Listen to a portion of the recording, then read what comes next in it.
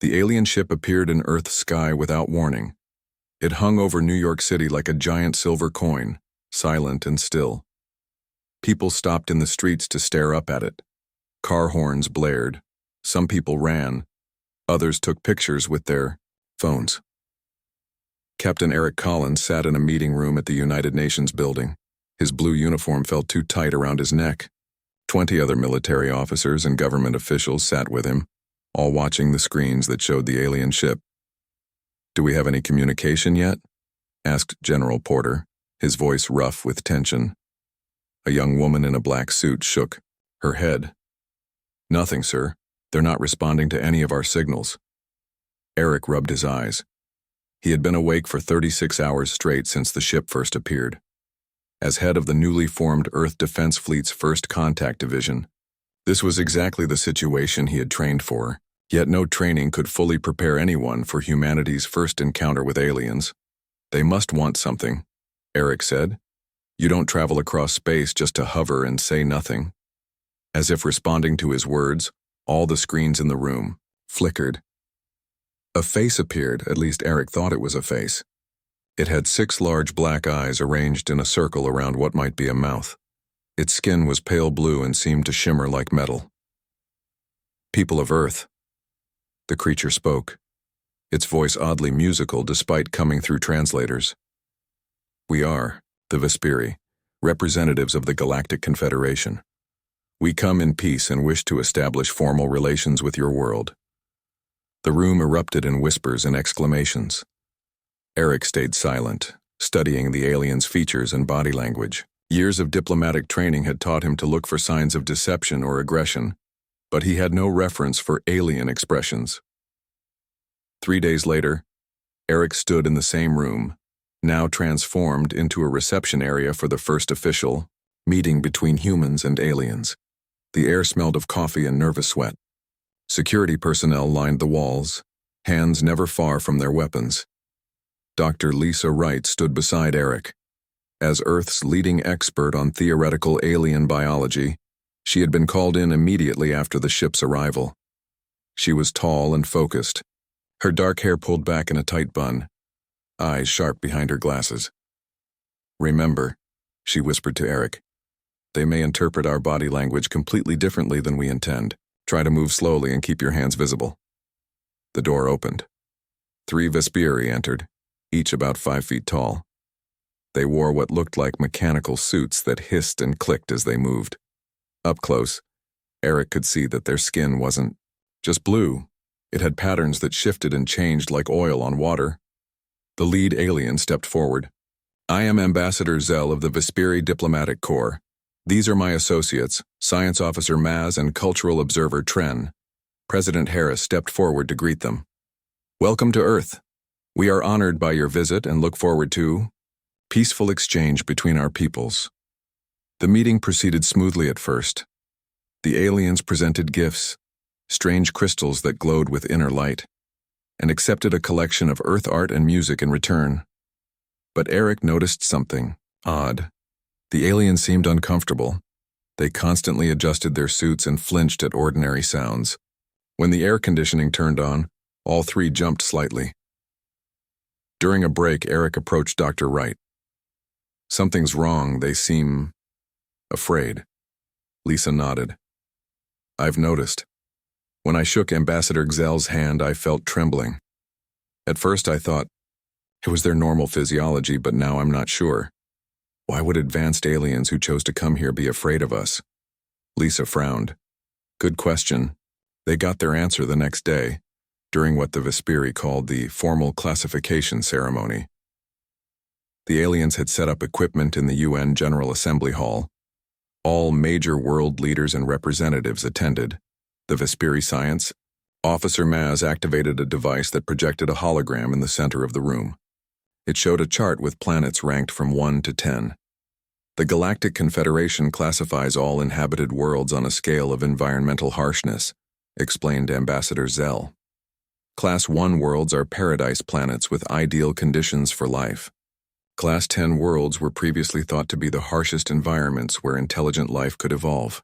The hologram shifted to show alien worlds, Some looked like Earth with blue oceans and green land. Others were different, gas giants with floating cities, water worlds with underwater civilizations. Most Confederation member species evolved on Class 3 to 5 worlds, continued Zell. Only 12 known species developed on Class 8 or higher worlds. These species tend to have certain physical advantages but often face integration challenges. Eric leaned toward Lisa. What does that mean? I think they're saying that creatures from harsh worlds are stronger but harder to get along with, she whispered back. Maz pressed another button on the device. The hologram changed to show Earth, spinning slowly against the black of space. Meow. Have analyzed your world extensively, said Maz, voice clicking through the translator. Your gravity is 30% stronger than Confederation standard. Your atmosphere contains oxygen levels toxic to most sentient species. Your planet experiences extreme weather events, tectonic instability, and high levels of background radiation compared to standard worlds. The room had gone very quiet. Furthermore, continued Maz, your biosphere contains an unusually high number of predator species, pathogens, and toxic organisms. Your own evolutionary history shows multiple near-extinction events that shaped your species through crisis survival. President, Harris cleared her throat. This all seems normal to us. Are you saying Earth is unusual? Unusual is an understatement, said Ambassador Zell. The aliens' skin patterns were swirling rapidly now, which Eric was beginning to recognize as a sign of stress. Based on all measured factors, Earth registers as a Class 13 death world. Gasps and murmurs filled the room. But your scale only goes to 10, said Lisa, standing up from her seat. The scale was designed with the assumption that Class 10 was the theoretical maximum, explained Maz. No life-bearing world had ever registered above Class 11-3. Until now. Eric felt a chill run down his spine as he realized the implications. The aliens weren't just uncomfortable on Earth, they were terrified. To them, humans had evolved on a planet that should be impossible to survive on. Ambassador Zell stepped forward again, all 6 eyes fixed on the human delegation. You must understand what this means. Your species developed intelligence and technology while living in conditions that would kill most Confederation citizens within minutes. Your baseline biology requires endurance, strength, and resistance to toxins beyond anything in our experience. The ambassador's voice became softer, almost gentle. We came here expecting to find a young species taking its first steps into the galactic community. Instead, we have found something unprecedented. News of Earth's classification is already spreading across Confederation space. I must warn you, this revelation will cause reactions. As the meeting dissolved into chaos, with government officials shouting questions and demands, Eric met Lisa's eyes across the room. In that moment, they both understood that humanity's place in the universe had just changed forever. They weren't the fragile newcomers they had imagined themselves to be. They were the monsters that evolved on a world where nothing should have survived. Word spread fast across Earth. Within days, everyone knew about the Class 13 death world status. TV stations played the announcement on repeat. Internet sites crashed from too many people looking for information. Some people were proud. Others were scared. Commander Samantha Reeves stood by the window in her new office at the International Spaceport. 1 month ago, she had been a regular military officer. Now she was Earth's military liaison to the Galactic Confederation. The job came with a view of both the city and the 3 alien ships now parked in orbit above Earth. Commander, the Orion delegation has arrived, said her assistant, through the intercom. Samantha straightened her uniform and took a deep breath. More aliens to meet. More explanations about why humans weren't as scary as they seemed. The door opened and 4 beings walked in. They looked like tall, walking lizards, with scales that shimmered between green and gold. Their long tails were held perfectly still behind them. General Kraz led the group, his scales darker than the others. Samantha had studied their species information. The Orions were a military power in the Confederation, evolved on a Class 7 world. General Kraz, welcome to Earth, said Samantha, giving the chest tap greeting she had learned was their custom. Commander Reeves, said Kraz. His voice was deep and came through his translator with a slight hiss. My team is here to assess the situation. Samantha nodded. Of course. Please, sit down.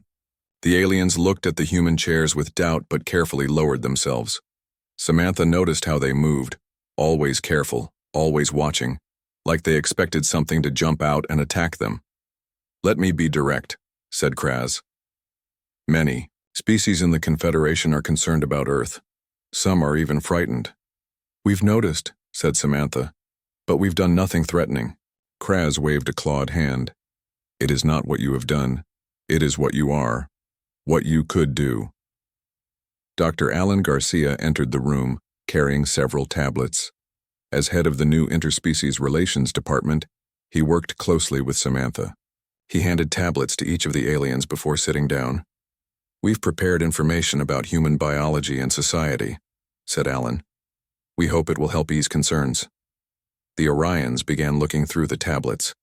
Their expressions were hard to read, but Samantha thought they looked surprised. This can't be correct, said one of the Orion scientists. It says humans can survive with serious injuries that would kill most species. You can lose large amounts of blood and recover? Yes, said Alan. Our medical technology allows us to replace lost blood, and our bodies can produce more over time. And these climate variations, said another Orion, pointing at the tablet. Humans live in temperatures from -50 to +45 degrees Celsius. With proper clothing and shelter, yes, said Samantha. Different regions of Earth have very different climates. General Kraz made a sound that might have been a laugh. You don't understand what this means to other species. Your gravity is 1.3 times what most sentient species consider habitable. Your atmosphere contains reactive oxygen at levels toxic to 82% of Confederation species. Alan looked at his own tablet. Those factors hardly make Earth uninhabitable. We've adapted to these conditions over millions of years. A new voice joined the conversation. It came from the smallest alien in the group, a female scientist named Triz. Her skin had more blue in it than the others. That's precisely what makes humans so concerning, she said. Your species evolved on a planet that would kill most sentient life forms within minutes. Your baseline biology requires you to consume other living organisms. Your endurance, strength, and trauma tolerance are off our charts. Samantha leaned forward. Are you saying other species see us as dangerous just because of where we evolved? Partially, said Kraz. But there are other factors. We've reviewed your history. You've fought numerous wars among your own kind.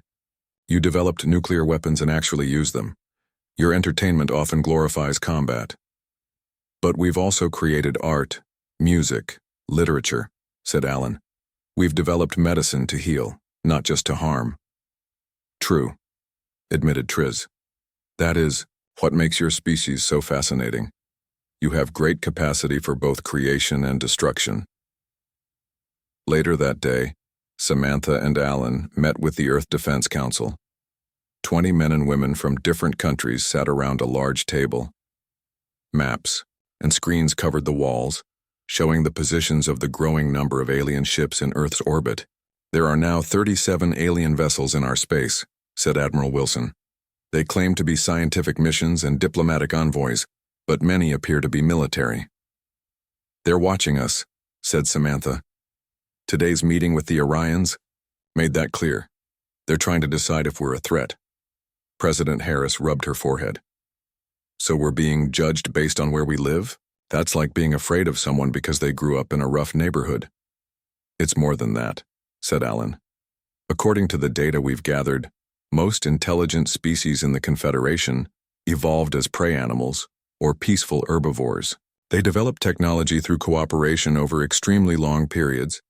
Humans evolved as omnivores with predator tendencies, and our technology developed much faster than average. The room fell silent as people considered this. What are our options? Asked the president. Admiral Wilson spoke up. We could demand they leave our space, show them we won't be intimidated. And confirm their fears that we're aggressive, said Alan. That would be a mistake. Samantha looked at the screens showing the alien ships. I have another idea. What if we invite more of them down to Earth? Not just diplomats, but regular people. Let them see who we really are. 2 weeks later, Samantha walked through the first Interspecies Cultural Exchange Center built in Chicago. Hundreds of aliens from 12 different species moved carefully through exhibits about human art, science, and daily life. Each wore special suits to protect them from Earth's atmosphere and gravity. Samantha stopped beside a tall, plant-like alien named Vex. He was a researcher from a species called the Florani, evolved on a Class 4 world, with very little environmental change or danger. What do you think so far? Asked Samantha. Vex's leaves rustled, which she had learned was their way of showing excitement. It is remarkable. Your people created such beauty despite living in constant danger. This music especially. It speaks of both joy and sorrow. Not constant danger, said Samantha. Earth feels safe to us. It's home. That is what many of us find hard to understand, said Vex. What you consider normal would kill most of us in minutes without protection. As they talked, breaking news appeared on screens throughout the center. An alien ship had detected a large asteroid heading toward a Confederation colony world. The local species didn't have the technology to stop it, and other Confederation ships couldn't reach them in time. The asteroid would hit in 3 days. This is terrible, said Vex, leaves drooping. The Tarians are a peaceful species. Their world is Class 2, with minimal natural disasters. They have no defense against this. Samantha watched the news, an idea forming in her mind. She activated her communicator. Admiral Wilson, I need to speak with you immediately. I think I just found a way to change how the galaxy sees us. The room was silent as Samantha finished explaining her plan. President Harris looked around at the faces of the Earth Defense Council members. Some looked hopeful, others worried. Let me get this straight, said Admiral Wilson. You want to send Earth ships to save the Tarian colony from the asteroid? Yes, said Samantha. This is our chance to show the Confederation what humans can really do. They see our strength as threatening. Let's show them we use it to protect, not harm. Dr. Alan Garcia nodded. The Tarians evolved on a Class 2 world. Their planet has almost no natural disasters. They never developed technology to deal with something like this asteroid. President Harris tapped her fingers on the table. What about the Confederation? Why aren't they handling this? Their closest ships can't reach the Tarian world in time, explained Samantha. And most Confederation ships aren't built to withstand the conditions needed for this mission. What conditions? Asked General Rivera. Alan touched his tablet, and a large screen showed the asteroid and its path. The asteroid is traveling through a radiation field from a nearby star. The radiation levels are too high for most Confederation species, but well within what human crews could tolerate with our ship's shielding. President Harris stood up. How soon can we launch? We have 3 ships ready, said Admiral Wilson. They could depart within 6 hours. Do it, said the president. But make it clear this is a rescue mission, not a military action. We're there to help, nothing more. 12 hours later, Captain Frank Miller stood on the bridge of the EDF Defender. The ship hummed around him as it pushed faster than any human vessel had gone before. The new drives, based partly on Confederation technology, were performing well. Status report, he said. Lieutenant Diane Baker looked up from her communication station. All systems normal, Captain. The other 2 ships report the same. We're receiving constant messages from Confederation ships and stations. They're watching our progress. Frank nodded. He was a tall man with dark skin and calm eyes. 20 years in the Navy had prepared him for many things, but this mission was unlike any other. They were literally carrying Earth's reputation with them. What are they saying in those messages, he asked. Mostly confusion, said Diane. Some disbelief. A few warnings to stay away from their territories. The Tarians are sending messages of thanks every hour. Dr. Greg Foster, the ship's science officer, joined them. Captain, I've been analyzing the data on the asteroid. It's bigger than we thought, about 2 kilometers across. If it hits the Tarian colony, there won't be anything left. Frank felt the weight of responsibility settle on his shoulders. Then, we better make sure it doesn't hit. How's the interception plan coming? We have two options, said Greg. We can try to destroy it with our new plasma cannons, or we can use the gravity hooks to change its path. Let's prepare for both, said Frank. As they approached the Tarian system, the radiation levels began to rise. Frank ordered everyone to take their radiation pills, a simple precaution for humans, but a necessity that amazed the Confederation, observers who were watching via video feed. To them, even approaching this region of space was nearly suicidal. The three Earth ships emerged from faster-than-light travel near the asteroid. It was a massive chunk of rock and metal, spinning slowly, as it moved toward the green planet visible in the distance. Radiation levels at 70% of human tolerance, reported Dr. Foster, but our shields are holding well. The Tarian evacuation is only 40% complete, said Diane. They can't get everyone off-world in time. Frank made his decision. We'll use both options. Defender will attempt to change the asteroid's path with gravity hooks. The other ships will break up any pieces that separate with plasma cannons. The next hours were tense. The Defender moved close to the giant rock, firing special devices that attached to the asteroid's surface. Once connected, the ships enhanced. Gravity generators could pull on these hooks, slowly altering the asteroid's course. Warning alarms sounded throughout the ship as they worked. The radiation was affecting some systems. 2 crew members had to be taken to the medical bay when their section lost shielding for 3 minutes, an exposure that would have killed most Confederation species instantly. Gravity hooks at full power, called out the engineering officer. We're changing its path, but too slowly. Frank wiped sweat from his forehead. The bridge felt hot as power was diverted to the gravity systems. Divert emergency power to the hooks, and tell the other ships to prepare to fire. The ship groaned as it pulled against the massive rock. Slowly, the asteroid began to turn away from its collision course with the planet. It's working, said Greg, but part of the asteroid is breaking off due to the stress. Frank watched as a large chunk, perhaps a quarter of the original size, separated and continued toward the planet. Immediately, the other 2 Earth ships moved into position. All ships fire plasma cannons, ordered Frank. Brilliant blue energy beams shot out from the Earth vessels, striking the asteroid fragment. The chunk glowed red, then white, then broke apart into pieces too small to cause major damage. The main asteroid continued to turn away from the planet, now clearly going to miss it by a safe margin. Cheers erupted on the bridge. Diane's console lit up with incoming messages. Captain, we're receiving transmissions from throughout the Confederation, she said, her voice filled with wonder. They're praising us. The Tarians are calling us heroes. Later, as the Earth ships prepared to return home, a delegation of Tarian officials requested permission to board the Defender. Frank met them in the ship's conference room. The Tarians were small beings with pale blue skin and large, expressive eyes. They moved with a grace that suggested their homeworld had much less gravity than Earth. Captain Miller, said the lead Tarian, bowing deeply. I am First Minister Alara. We have no words to express our gratitude. Frank returned the bow. We're glad we could help. You must understand, said Alara, her voice filled with emotion. Our species has never faced such a threat. We had no defense against it. When we learned of the asteroid, we thought our colony was doomed. One of the other Tarians stepped forward. We were told that humans were dangerous because you evolved on a harsh world. Now we see that the same strength that makes you feared also makes you uniquely able to protect others. As the Earthships returned home, they were joined by an escort of Confederation vessels, not as watchers or guards this time, but as an honor guard. News of the rescue spread throughout the galaxy faster than any ship could travel. However, not all reactions were positive.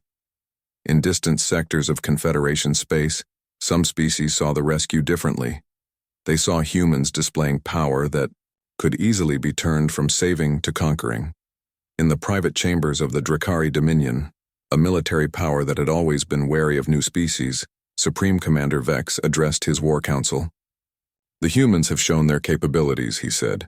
They can operate in conditions that would kill our troops. They have ships that can destroy asteroids, and now they are being welcomed as heroes.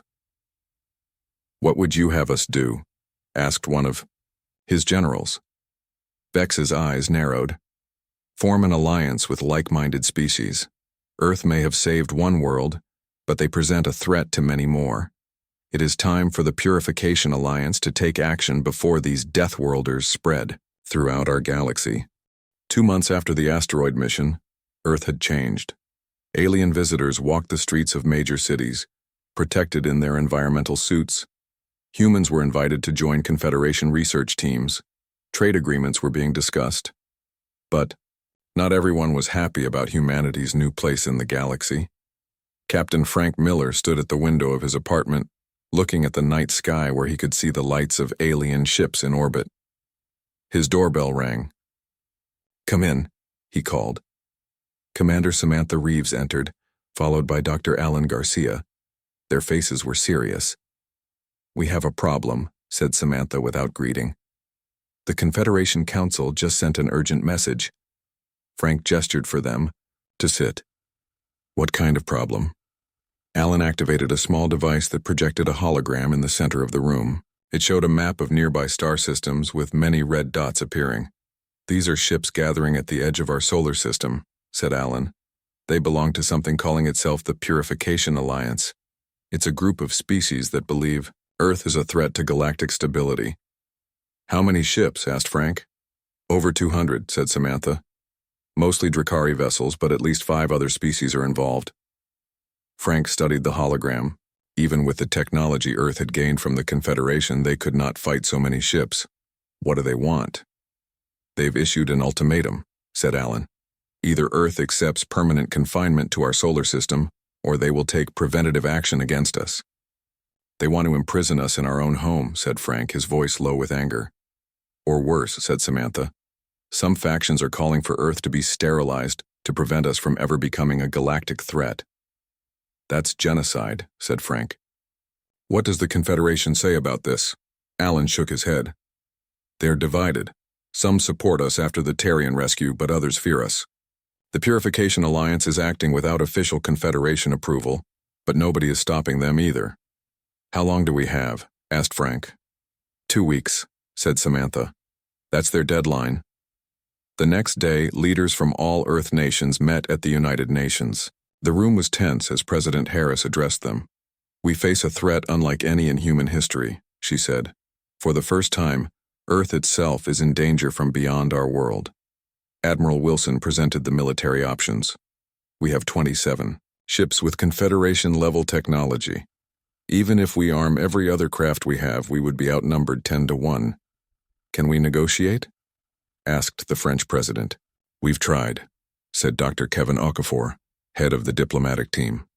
"The Purification Alliance refuses direct talks.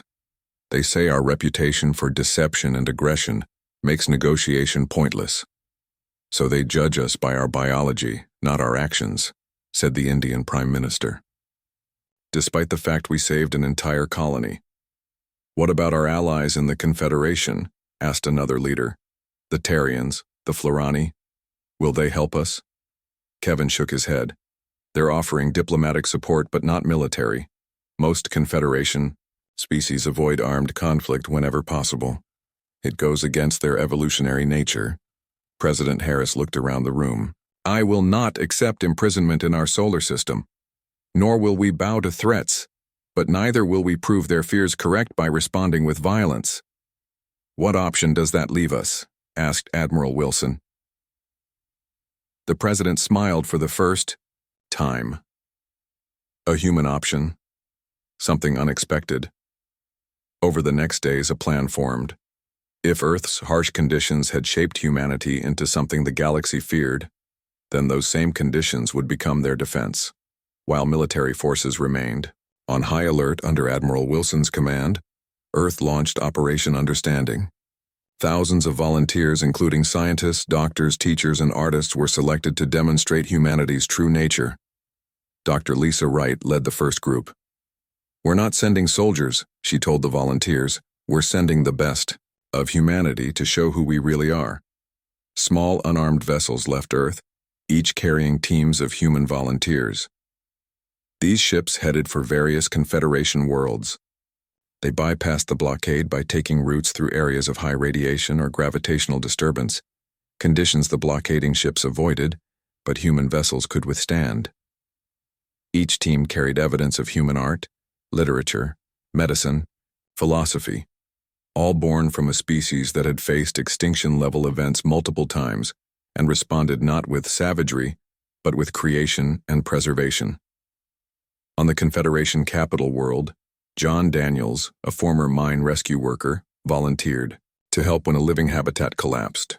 He entered areas considered too dangerous for local species, saving 23 alien beings from certain death.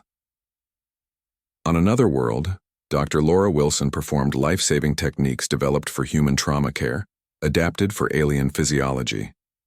Her quick actions saved an important Confederation scientist after a laboratory accident. Human musicians performed concerts that moved alien audiences to emotional states they had never experienced before. Human artists created works that captured the universe in new ways. Human teachers shared knowledge freely.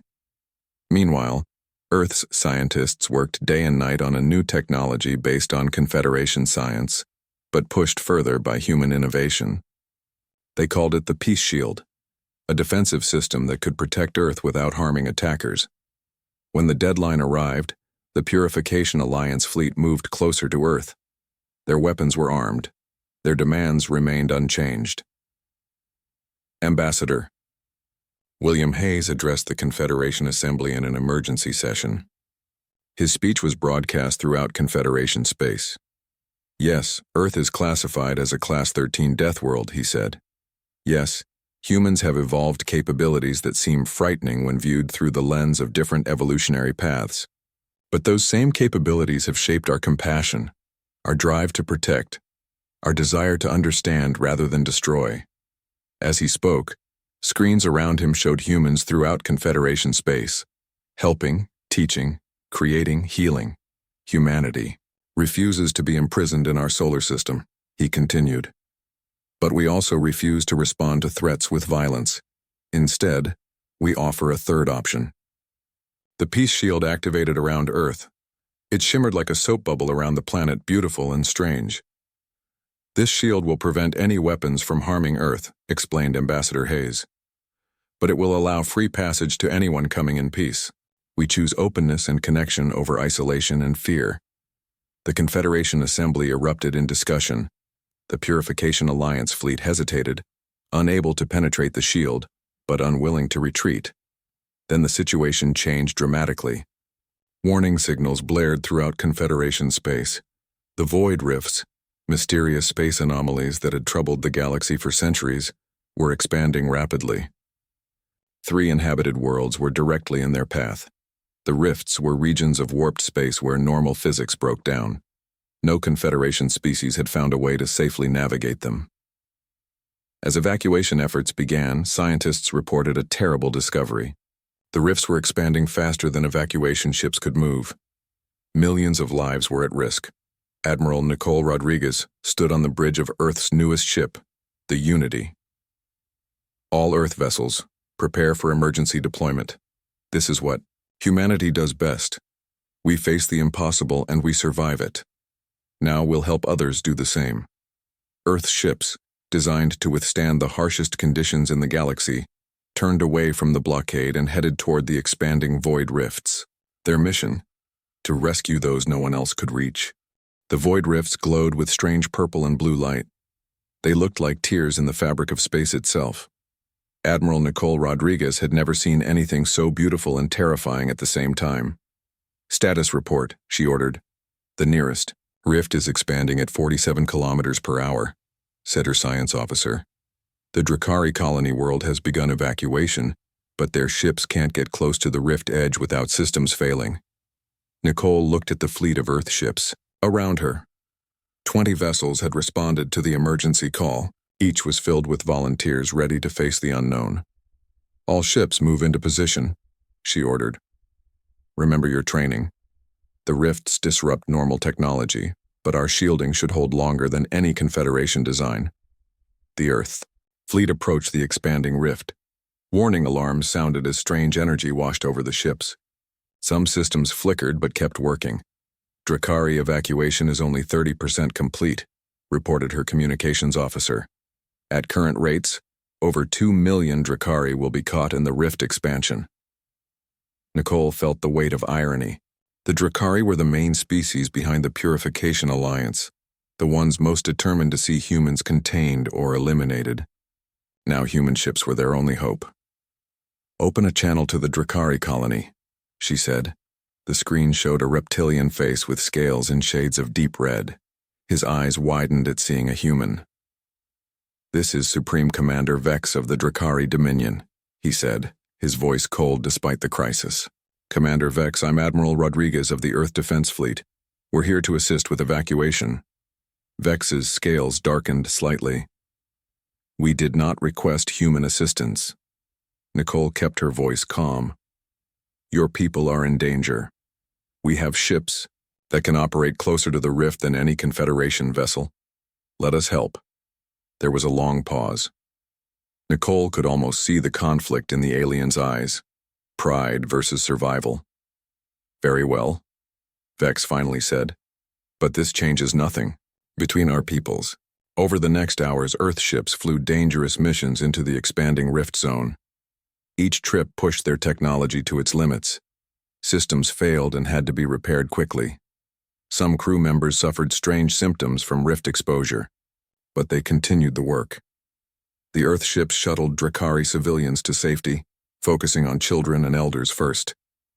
Each voyage became more dangerous as the rift grew larger and more unstable. On the fourth trip, Nicole's ship, the Unity, suffered a major power failure.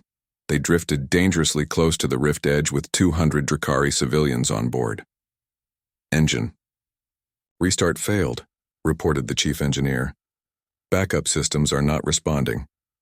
Nicole looked at the purple glow of the rift, now terrifyingly close. "Divert all remaining power to life support and shields. Send a distress signal." Minutes passed as the ship drifted closer to the rift boundary. The Drakari passengers were frightened but remarkably calm. One of them, an older female, approached. "Nicole, you knew the risk in coming here," she said. "Yet you came anyway, to save those who would have destroyed your world." Nicole nodded. "That's what humans do. We grew up on a world that tried to kill us every day. We learned to fight against impossible odds, not just for ourselves but for others." Suddenly, a shadow fell over the viewport. Another ship had positioned itself between the Unity and the rift, using its own engines to push them both to safety. "It's the Drakari command ship," said the communications officer in disbelief. "Supreme Commander Vex himself came to rescue us." 3 days later, the crisis had passed. The void rifts had mysteriously stopped expanding. All 3 threatened worlds had been successfully evacuated, thanks largely to the Earth fleet's efforts. Over 6 million lives had been saved. Nicole stood in a large meeting hall on the Confederation capital world. Around her were representatives from dozens of species, including many from the former Purification Alliance. Ambassador William Hayes addressed the gathering. "The recent crisis has shown what humanity truly is. Yes, we evolved on a harsh world that gave us capabilities others might fear. But that same harsh world taught us to value life, to protect the vulnerable, to face danger for the sake of others." Supreme Commander Vex stepped forward. His scales now had patterns of blue mixed with the red, a sign of respect in Drakari culture. "The Purification Alliance is dissolved," he announced. "We misjudged humanity based on assumptions and fear. When we faced destruction, it was humans who risked everything to save us, the very people who had threatened them." 1 year later, Earth looked very different. The new Terran embassy on the Confederation capital world was a beautiful building, designed to accommodate beings from all world types. Inside, humans worked alongside aliens from across the galaxy. Captain Eric Collins, now promoted to Fleet Admiral, stood watching the sunset from the new Confederation headquarters in Geneva. Dr. Lisa Wright joined him, smiling as they observed ships from a dozen alien worlds descending through Earth's once-feared atmosphere. "Funny how things change," said Lisa. "When we first met the Vesperi, they were terrified of our world. Now we have visitors from across the galaxy." Eric nodded. "The Class 13 Deathworld classification that almost got us destroyed has become our greatest asset." He was right. Earth's status had fundamentally changed. Specialized human teams now served throughout Confederation space as disaster response units, entering environments too hostile for other species. Earth's medical knowledge, shaped by treating trauma on a dangerous world, revolutionized Confederation healthcare. Human adaptability to extreme conditions made them ideal explorers and pioneers. When the void rifts appeared again in distant sectors, it was Earth's specially trained rift exploration teams that charted paths through them, allowing safe travel where none had been possible before.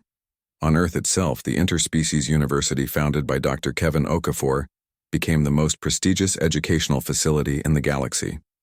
Special environmental domes were constructed to allow off-world students to experience modified versions of Earth's conditions in safety. The term Deathworlder evolved from a slur to a mark of respect. Earth's Class 13 status, once feared, became recognized as the crucible that had forged a species uniquely positioned to help the galaxy face its greatest challenges. In the Drakari Dominion, schools now taught about the Earth rescue as an example of true honor. The Terrians built monuments to the humans who had saved their colony from the asteroid. Throughout Confederation space, Earth's literature, art, and philosophy gained popularity as species sought to understand how such creativity could emerge from such harsh beginnings. "What do you think happens next?" asked Lisa, watching a ship from a newly discovered world land nearby. Eric smiled. "We keep exploring, we keep learning. We keep proving that the challenges that forge us don't have to define us."